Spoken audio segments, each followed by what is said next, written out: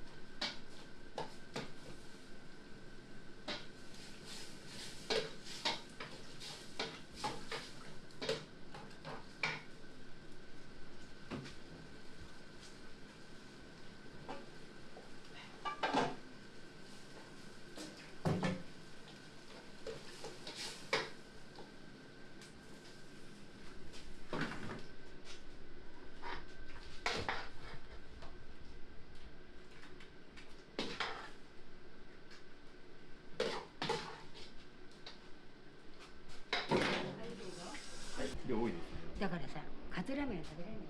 はい。ありがとうございます。これね、酢でね。はい。カ辛いの好き？あ、辛いの好きです。はい。じゃあこれつけるね。これやってね。はい。お願いします。はい、どうぞ。はい、ありがとうございます。いただきます。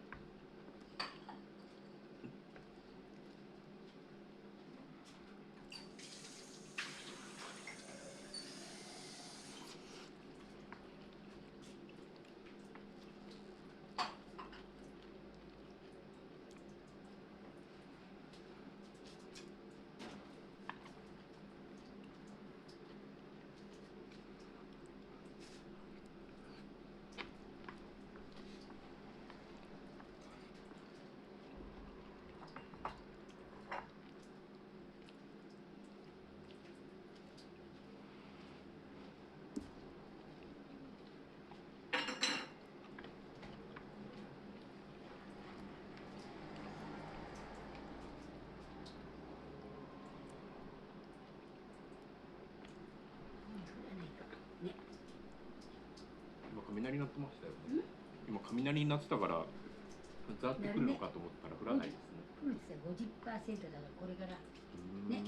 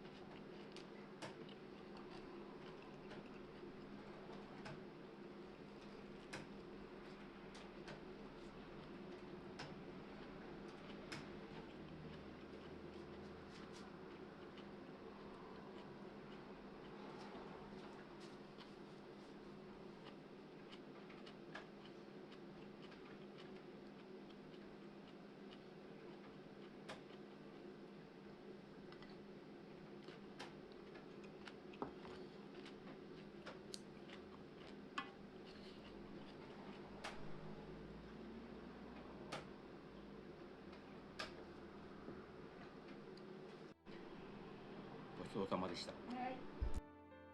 で、食べられた。はい。お腹いっぱいになったでしょ。あ、お腹いっぱいです。カツラ食べられない。カツラーメン、そうです。食べられない。じゃあ450円。うん。はい。ありがとうね。はい。頑張って。本当ありがとうございました。はいよ。じゃあね。